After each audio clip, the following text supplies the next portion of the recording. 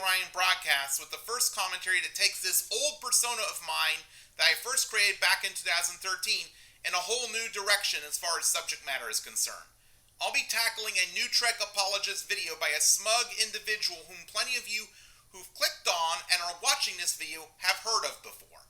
I wanted to commentate on Steve Shives' July 13, 2022 video about what expanded universes can teach us about canon, which is built around one particular logical fallacy for about 6 months now, with the subject matter being on my radar long before that. I'm not against Steve Shives entirely, and I do agree with him on plenty of things, including parts of his video in question, as we are about to see.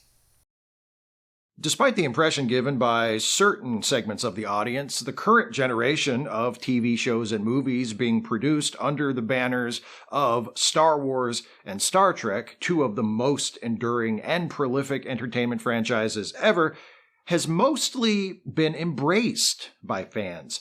I realize indicators like box office grosses, social media buzz, and the consensus opinions of professional critics, even when taken together, aren't definitive, of course, but if a movie or a show is a commercial and a critical success, that's probably a sign that more people like it than don't like it. Some box office and other financial successes end up not aging well after their initial success. And plenty of harmful movies and TV shows have been financially successful too. However, as I've shown, the current NuTrek shows like STD have much lower audience scores than critic scores, like on Rotten Tomatoes. Not everyone likes the new stuff. That's to be expected. Art is subjective. A great film to me might be a lousy film to you, and that's fine. But when we're talking about new entries in long-running franchises, there's a particular type of objection that comes up from time to time.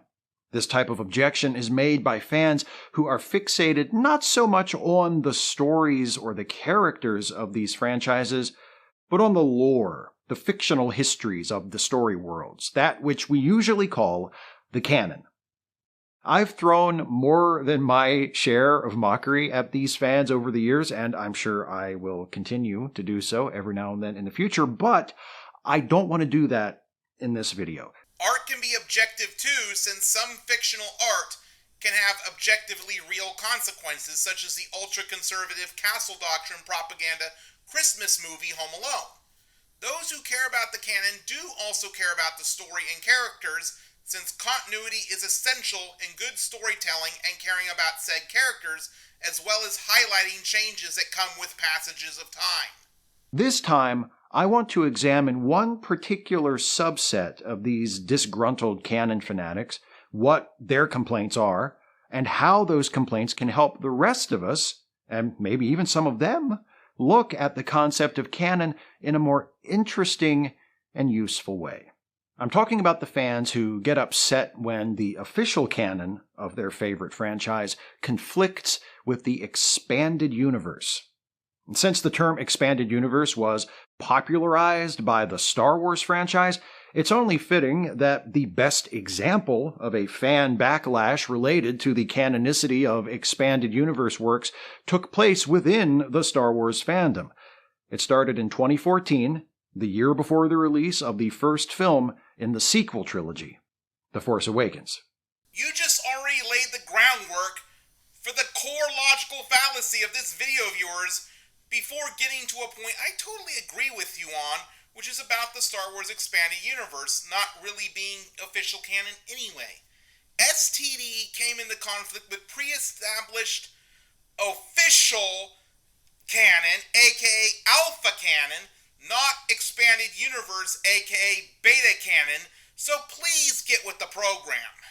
When we talk about the expanded universe, we're referring to things like novels, comics, video games, audio dramas, in some cases animated series that are licensed by those who control the franchise, that tell stories which feature established characters and are intended to take place in the same universe as the movies and TV shows.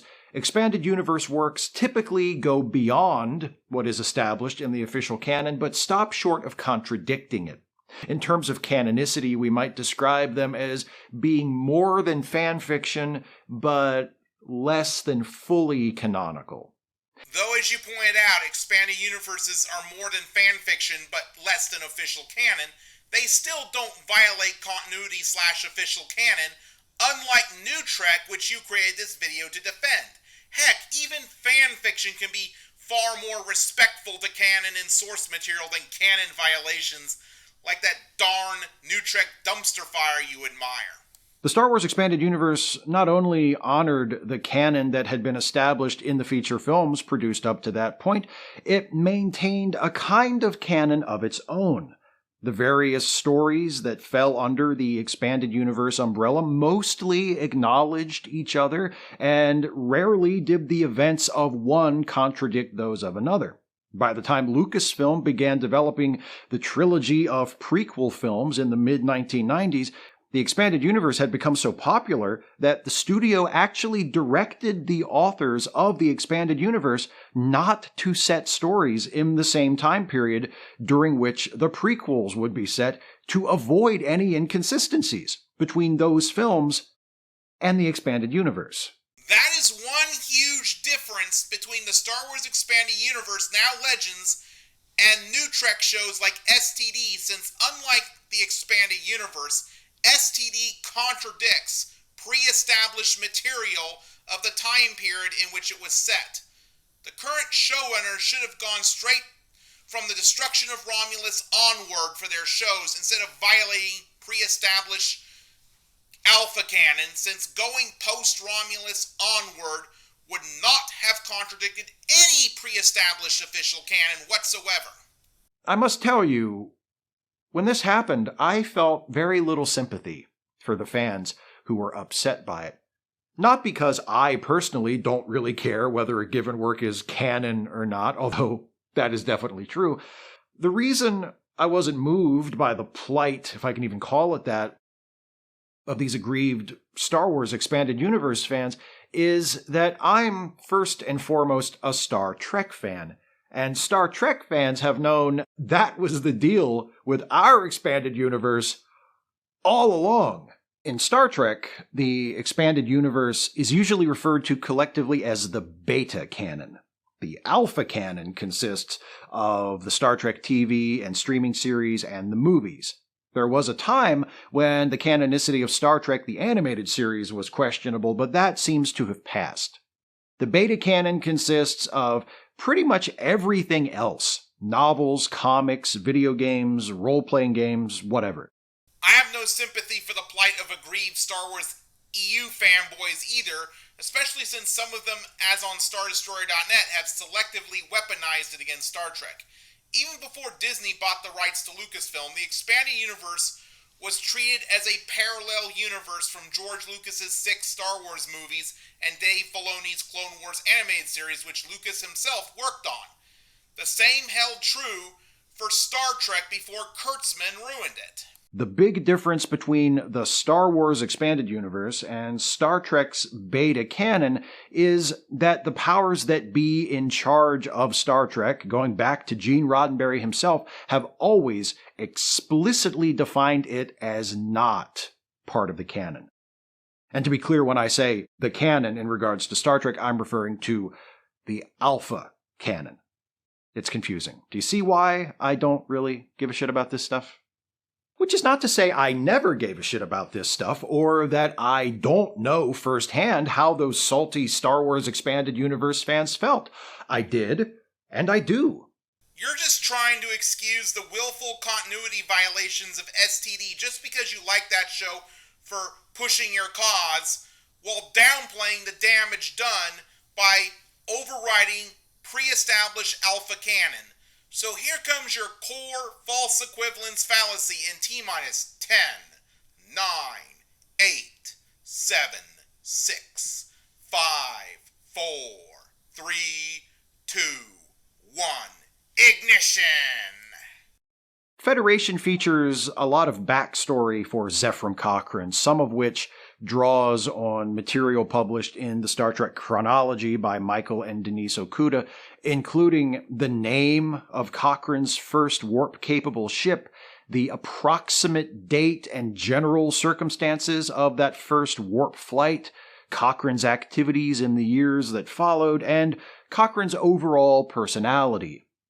None of this is present in First Contact. In that film, Cochrane's first warp ship is called the Phoenix, not the Bonaventure. The ship and the flight are apparently the result of a DIY project by Cochrane and his team, not an organized, well-funded program. Cochrane himself is a gruff, rugged, self-interested drunk, not a serious, principled scientist. And the first warp flight lasts only a few minutes and immediately attracts the attention of the Vulcans, while in Federation, the first warp flight lasted several months and saw Cochrane travel back and forth to the Alpha Centauri system, but included no encounters with any aliens. I was annoyed. I was 16, Federation had been my favorite Star Trek novel and one of my favorite Star Trek stories, period, for 2 years, and now this new movie was telling me it never happened, and I was annoyed. I asked myself the same questions those Star Wars fans asked after Lucasfilm officially decanonized the expanded universe. Why couldn't they base the movie on the book? What was the point of essentially creating a whole new version of Cochrane when there was a perfectly good version right there? Why'd they have to change it? What about those of us who liked Federation? Didn't it matter what we wanted? That was okay because Star Trek First Contact is Alpha Canon, whereas Star Trek Federation is Beta Canon or Expanded Universe. Not the same thing as what STD has done to TOS. More often than not, whether it be in Star Trek or Star Wars, canon has overridden prior Expanded Universe works since no later than the 1980s. And that's okay. Thankfully, my disgruntled fan phase only lasted a few months, if even that long. What brought an end to it? I realized a few things. Things which continue to shape my attitude towards stories, especially those that exist as parts of larger franchises, to this day. First, I realized that I liked the movie First Contact. I liked it a lot. I liked it even though its writers had ignored the relevant material in Federation and just made up their own stuff instead. In fact, that didn't end up affecting my opinion of First Contact at all. I didn't wind up liking First Contact in spite of how it ignores Federation. I wound up liking First Contact, period. Its relationship to Federation was irrelevant. Second, I realized that I also still liked Federation, even though it had been directly contradicted by the official canon. Despite the fact that the events it depicts didn't actually happen, the work itself still has value to me. I'm still entertained and even a little inspired by it. I know sometimes I can come across like I think I'm better than this nerd shit, but I'm more than enough of a dork to be capable of being inspired by a Star Trek novel. Believe that. Third, I realized that the reason I liked both First Contact and Federation, despite them being irreconcilable with one another, despite one of them being canon and the other not, is because I thought they were each good stories in their own right. They appealed to me for the same reasons any other story I'd ever read or heard or seen appealed to me, because I cared about the characters, because I was invested in the story and wanted to see what happened next, because I felt they had something worthwhile to say. And fourth, I realized that if you like a story for its own sake, because it has compelling characters, because it draws you in, because it speaks to you in some way, then canon is at best a superfluous concept. Just goes to show that though never canon to begin with, expanded universe stories are still fun to read, etc., unlike what canon violations are to people who've been invested in understanding the material. For example, I enjoy William Shatner's Star Trek The Return, though it's expanded universe fluff and not canon, whereas you treat official canon as superfluous just to protect your precious NuTrek from criticism. You remember a minute ago when I said that I still liked Federation even though the story it tells didn't actually happen? The thing is, First Contact didn't actually happen either. Neither did any other Star Trek story. Neither did any Star Wars story. Neither did any work of fiction ever created in any medium since humans began making up stories. That's what makes them works of fiction. We make them up. A few years before Lucasfilm sent some Star Wars fans into fits over the expanded universe being set aside, something similar nearly happened with a certain segment of the Star Trek fandom. After the release of the 2009 Star Trek film, which features younger versions of Captain Kirk, Spock, McCoy, and the rest of the classic Trek crew, the producers of that film had to clarify that the movie took place in an alternate timeline that had been created by Nero's time travel. This clarification was deemed necessary because some fans expressed concerns that the events of the film had wiped out the previous timeline, and that, as a result, the hundreds of hours of Star Trek TV shows and movies produced before then had never happened. At least the Kelvin films were honest and respected the space of the original canon timeline by having an angry Romulan from the post-Nemesis future travel back in time, which STD clearly didn't do. Being a made-up story is not an excuse for massive discontinuity, and you're just going to use the "it's just fiction" excuse 2 more times in this video. STD even contradicted the J.J. Abrams movies like Star Trek Beyond, which had a photo of the original crew in Spock Prime's box of belongings, which Kelvin Spock looked at. But even if it was the intention of the producers of the 2009 Star Trek film that Nero's time travel erased the previous timeline, and the new Kirk, Spock, McCoy, and company were not supposed to be alternate versions, but the exact same people as seen in Star Trek the original series, just going on to lead different lives as a result of the time travel shenanigans, all those old Star Trek episodes and movies would still exist. They would still have happened just as much as they did before. I've got them on DVD. They're streaming. I can watch them whenever I want. And the same is true of the old Star Wars expanded universe. If you loved the Thrawn trilogy or the Dark Empire comics or the adventures of Han and Leia's Jedi twins or anything else from the old expanded universe, those stories are still there. The question you have to ask yourself is, why did you love those stories in the first place? Was it because they spoke to you, entertained you, thrilled you, made you feel something? Or was it because they were collections of facts about the Star Wars universe? Are they stories, or are they sources of trivia? Just because copies of a canonical work of fiction are still in existence and circulation doesn't mean that they haven't been invalidated by a subsequent canon violation rather than even an honest reboot. I loved classic Trek because it spoke to me and seeded a sense of self-restraint in dealing with my own idiosyncratic dislikes, such as Sando Aqua Monsters, whereas STD is the total opposite.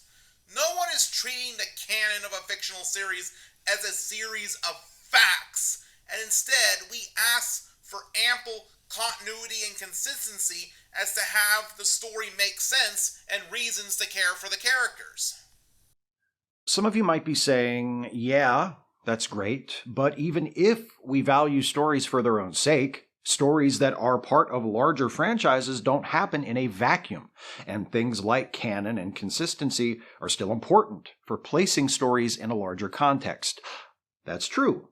But most stories that depend on other stories for their meaning or even just their comprehensibility will communicate that to you, the reader, in one way or another.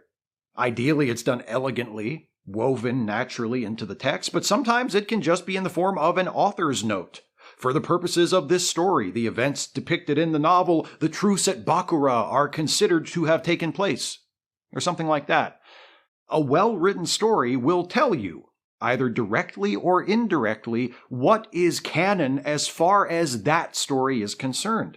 If it makes mention of Han and Leia having only one child, a son named Ben, you know it was written with the official canon in mind. If it references Jaina and Jason and little Anakin, you know it acknowledges a different set of events.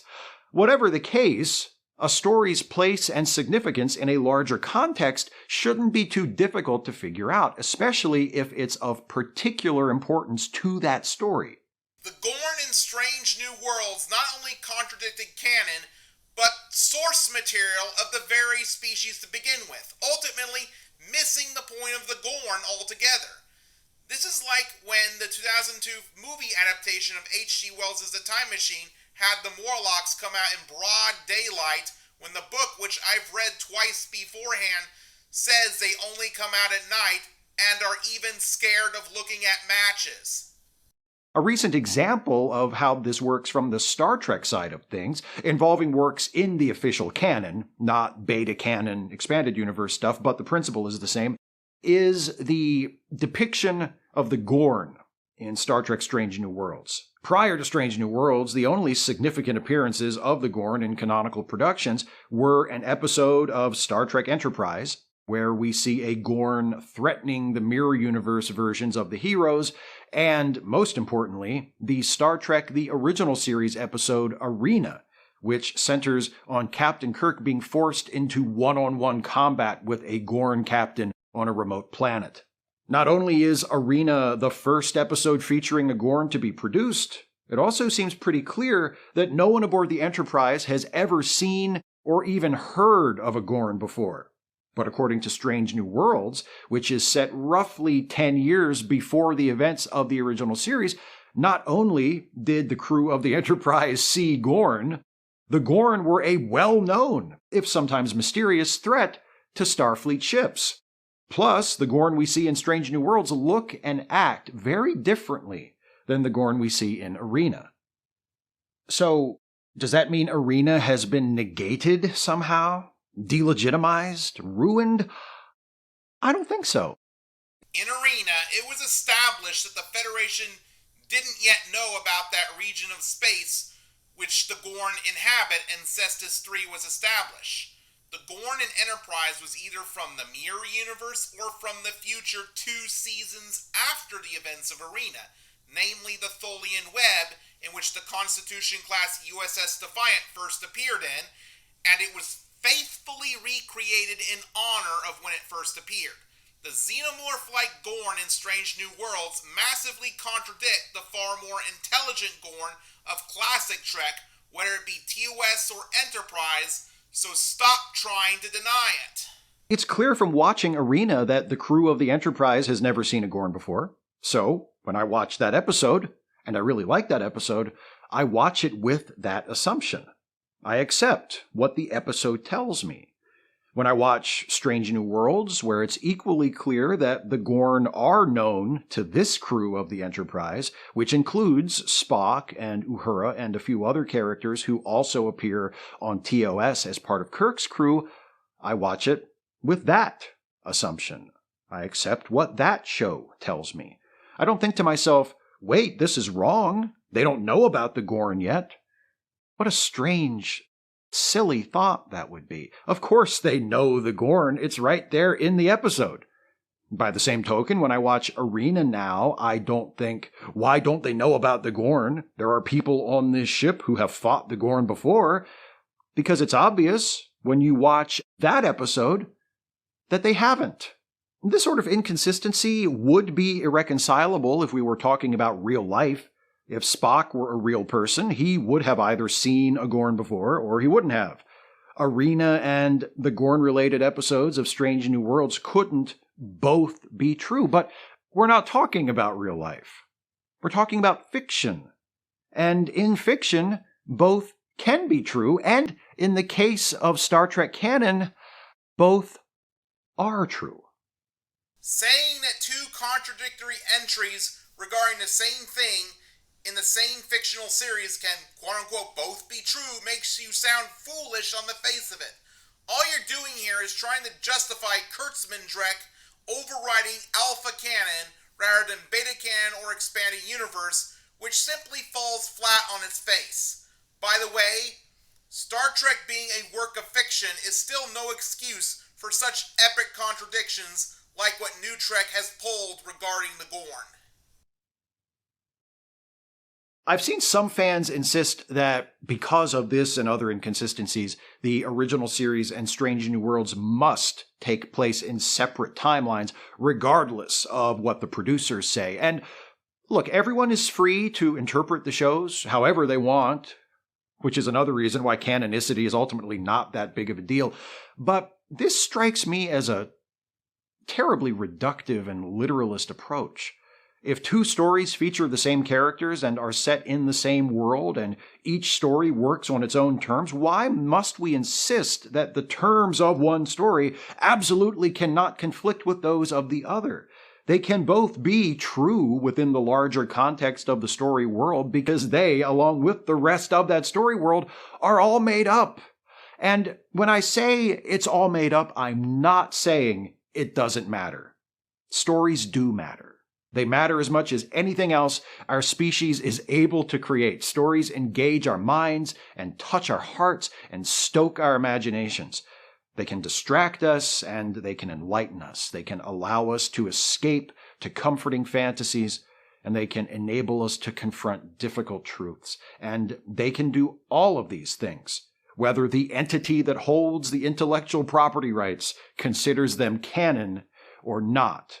I trust Arena over Strange New Worlds when it comes to the Gorn, since it was Arena that not only introduced us to the Gorn, but was the first alpha and official canonical appearance of the Gorn. There is a difference between headcanon and official canon, and I hold pre-established official canon at top out of the two. The current producers of the Star Trek franchise are trying to rewrite and override official canon to make it more appealing to baffled Star Wars fanboys and sci-fi general fans who previously trashed Star Trek and its fan base for being quote-unquote intellectual elitist, which created lots of social rejection against people like me. That's the most important thing. Expanded universes can teach us about the concept of canon, that in order to be useful at all, canon should serve stories, not the other way around. Canon should be a resource for authors and audiences, not a straitjacket. It should be flexible, malleable, and always open to interpretation and reinterpretation, and we should be open-minded and generous and adventurous enough to view it through whatever lens a given story is asking us to, so that story can succeed or fail on its own terms. The expanded universe, the beta canon, whatever particular term you want to apply to the non-canonical works of Star Wars, Star Trek, these other fictional universes into which so many of us have invested ourselves, they remind us of what really matters, of what made us love these imaginary worlds in the first place. Characters, ideas, stories. They don't just show us what is as determined by the powers that be, they show us what can be. It's not about what really happened, or which bits actually count, or which stories have value and which ones don't. No one else can decide that for you anyway. That's something that you make up for yourself. This entire video has been a gigantic false equivalence fallacy comparing the issue of expanded universe and it being overrated by later official canon to current showrunners overriding pre-established official canon while claiming to somehow be official canon. Steve Shives is very dismissive of the pain that lifelong Star Trek fans who've invested in the on-screen canonical material feel about it being overridden, and the same type of people who ostracize them for being quote-unquote elitists now running the Star Trek franchise, all for the sake of a cause. Systemic bigotry based on race or gender is still no excuse to brush aside the issue of social rejection, since though not in legal systems nor politics, it's still a widespread problem that needs serious addressing. I may commentate on Steve Shives in the future, but I will do so with very carefully selective discretion.